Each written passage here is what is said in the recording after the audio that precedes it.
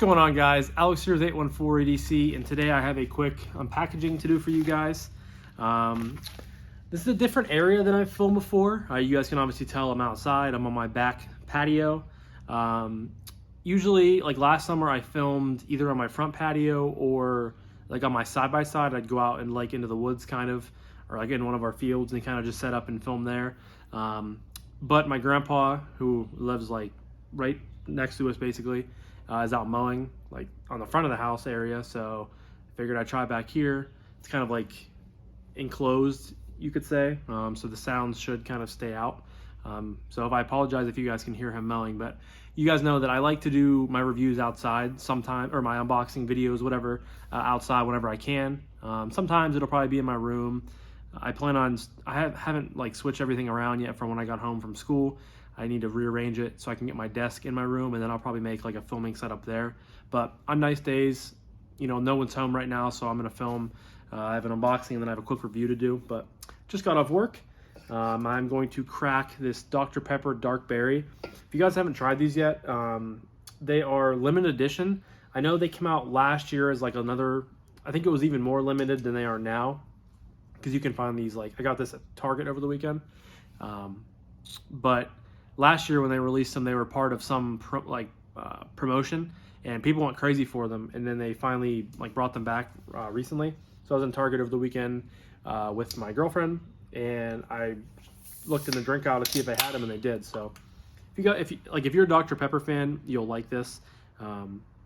It's different because, you know, berry isn't normally one of the flavors that you can kind of detect whenever you drink a normal Dr. Pepper. Like, I'm sure there's some sort of berry in there, but this is a little bit more pronounced and very, very good. I think you could put glue in Dr. Pepper, and I would think it tastes good. But big Dr. Pepper guy. So I got the normal ones because that's the only one I could find. But I'm going to try to find the sugar-free ones, because the sugar-free cream soda ones are my jam. I love those things. So unboxing knife is the Bug Out. Carried this at work with me today. I think I've carried it. This is my second week of work, and I think I've carried it like probably 60-70% of the days that I've worked, just because it's so lightweight. It's easy in and out of the pocket. I'm considering, this is already 3 minutes in, so I apologize, I'm not getting to the package yet, but I'm considering getting a Wharncliffe Delica in either K390 or 20CV. I know KnifeJoy has the 20CV like exclusive Wharncliffe one, and then I would probably get the K390 from like River's Edge or something like that. So I haven't decided yet. I had a Delica, a Car Arms Delica, and it was like a really short blade. It was a special edition one back when I like first got into knife collecting like 2 years ago, but then I'm selling it just because, you know, wanted to try their stuff. But now I'm kind of getting the itch to get back into the Delica platform, and I think the Wharncliffe ones look really, really good. And, you know, 20CV and K390, excuse me, are both really good steels. So I might, you know, look into getting one of those specifically for like a work knife this summer, because I think the Wharncliffe platform and the Wharncliffe, you know, shape would be really good for work and stuff like that. So that might be on my my knife list, but I've been tossing the idea back and forth. So, but this package, you know, getting into the actual meat and potatoes of the video, this package is coming from Asher Knife Co. And this is their new, or Justin's new Ti Spiro with the hole. I don't know what the technical name is, but I'm just going to say Ti Spiro with the hole, or Ti Spiro. And this is his most recent release, and this is the first knife that he is doing with a different OEM than he, you know, normally does. So Justin is a one-man guy, like he's a one-man machine, one-man company. He never released the name of his OEM to anybody that I'm aware of. So he would place the order, but then they would ship the knives in parts. So Justin would get all these parts in, and then he would have to like hand assemble all of them. And that's why he did like small batch drops, where now he partnered with Kunwu, and they built the knife, they sent it over, and it was a lot easier to get and a lot easier to for him to, you know, just get the knives in, put them on the website, and he's good to go. He doesn't have to take the time to assemble them, you know, piss with them, all that type of stuff. So I'm really excited for that. It's been a very, hyped up knife, I think. Just, Asher in general is phenomenal. Like the Ti Nomad and M390 is probably one of my top 3 favorite knives. Absolutely love that thing. And under $100, phenomenal. This is coming in, I believe, at like 105, 110, somewhere in that range. Justin actually sent this to my school address. So luckily my girlfriend and I were in Erie this past weekend doing some stuff, and I was able to get it from the mailroom. Otherwise, I'm not planning on going. I don't have any plans to go to Erie for probably another month and a half or so.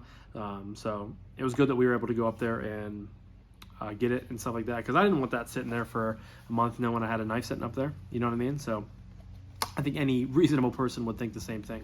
But right off the bat, these are new boxes. I already showed it to you, but AsherKnives.com, and it feels like they have a metallic flap right here. You open it up, and here is the knife. Nice packaging, nice presentation. Got some foam cut out, and that is it. And here is the knife, guys. Right away, I can already tell how thin it is. Feels really good already. Has a nice weight to it. Nice loop over style deep carry clip. Obviously the frame lock, you have a hole right there. It has a reversible clip, but you also get a filler tab, which is nice. And then one thing that I really like that Justin decided to do is he put, instead of on the blade, he put the AK logo on the pivot. And I really like how he did that. I believe Kevin and Colin, Devo Knives, they're doing that on the Stout, and I think that's really cool too. It keeps the blade clean. It keeps, everything really nice and tight and neat looking. And I just think it's a cool addition. So I'm happy he went with that, and I think it's definitely different but cool. You have a titanium backspacer right there. And again, guys, this thing is super, super thin. That's kind of, a huge selling point of it. I think there's a lot of other things too, but just what I'm noticing right off the bat. We're going to try to middle finger flick it. Ooh, comes right out of there. Ooh, and this thing already ergonomically I can tell is going to be fantastic. I can easily get 4 fingers on there. You have some jipping up top here. This thing feels fantastic. Really nice, very usable blade shape. Nice hole. Comes down nice and thin behind the edge. Blade stock thickness isn't, is very thin as well. Just overall, a very clean looking knife. We'll try the action. Drops to your nail. Shakes closed.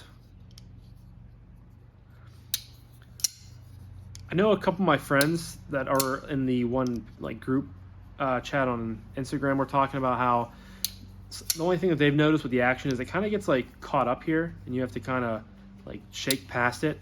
But I'm sure once you start carrying the knife, and once you break it in, stuff like that, it'll ease up and get easier. But this is an S35 VM steel. I was gonna say I thought it was on that side. You guys can see it right there. Yeah, ergonomically this thing feels great. Again, super, super thin. Just fits my hand in a very natural and neutral position, and it's very comfortable. I've heard some people say that this is like the budget Osborne Roosevelt, which it definitely has some similarities. I can get behind that, definitely. I know in my recent video of my quiet carry reviews, the Drift, I said that I heard people talk about how it was kind of a budget, so-called budget rendition of the Roosevelt. Well, you kind of have those 3 levels there. You have the Roosevelt, you have the Drift, which is so you have the Roosevelt, which is like a custom $700 knife. You have the Drift, which is a production, kind of upper production knife at $300. And then you have the Ti Spiro here at $100. So it's nice you have those 3 levels. And I've never held a Rosie. I've never, experienced one. I would like to someday. It's definitely on my, kind of dream list of knives. But I got to say this is very comparable to, kind of the overall shape of it, the blade shape. The Rosie has a choil, I believe. This doesn't. But honestly, you don't really need a choil because you get such good grip right here. Obviously, a choil would have been, nice to have, but it's not needed, and I don't think I'm going to be upset that it's not on here. just an awesome knife. I'm really, I'm really happy that I got one of these. Again, Justin is just putting out fantastic work. He's coming out, so this came out like a week ago, and he's also coming out with the Douglas, which is a kind of clip point Bowie style blade with micarta that is also being done by Kunwu. I think that'll fall probably like 75, 85 bucks in that range. I think he's waiting on the shipment of those to come in, if I can remember correctly, but it seems to be gaining some popularity too, and I'm really impressed with Justin. I'm happy for Justin. I think that, he has built this company up into something that is, doing very well. And I don't have all the Asher knives. I have this one and the Ti Nomad. I'll probably get the Douglas. I'm not 100% yet. I thought about maybe getting it and giving it to my dad for Father's Day. But it looks really, really dope as well. But I have this in the Nomad, or the Ti Nomad. I tried the frame lock, the Nomad frame lock. I tried the normal Spiro, I think. And I think there was one more that I tried. But because Kevin has loaned some out to me. But I'm very excited for Justin, and I think he, again, is just killing it. And I would confidently say that Asher is one of the best budget brands out there right now, if not the best bang for your buck, because you're getting, take the Ti Nomad that I have, the Ti Nomad frame lock. You get titanium scales, loop over style clip, bearings, an M390 for like $90. This, you're getting, a hole for deployment. You're getting S35VN steel. You're getting a killer design, full tie, tie everything, tie paw clip, tie backspacer for a little over $100. And that is a bargain too. So I'm really impressed with him, and he is continually just coming out with really cool designs and really cool builds with great materials for a very, very solid price tag. And I'm happy that I have the two I have. I fully plan on getting more. Again, Asher Knife Co. from Pittsburgh. Pittsburgh's like my favorite city in the world, so I relate to Justin kind of on that level. Being from Western PA and just stuff like that. So I'm happy for you, Justin, if you happen to be watching this. Killer knife, dude. You really killed it on this design, and Kunwu killed it on the build quality. It seems very, very well done, and I'm nothing short but impressed. So I can't wait to get this in the pocket, carry it, enjoy it, and get some use out of it. So this was a little bit longer than I was expecting, guys, but I rambled a little bit. So yep. Hopefully the new filming setup, I don't say new filming setup, but one of the new locations that I might film, in the future was okay. I don't think it looks too bad. I can see her on my camera. Kind of has the corner behind me. So hopefully you guys were able to hear everything okay, and, everything was good to go on your end. So leave a comment down below if you guys picked up one of the new Ti Spiros with the hole. If you did, I hope you're enjoying it, and if not, and you're waiting for him to get another batch in, I'm not totally sure. I don't know how he has that set up with Kunwu or anything like that, but I will leave a link directly to, if I can find this on the website, if it's still live, I'll leave a link to that so you can go check it out, asherknives.com.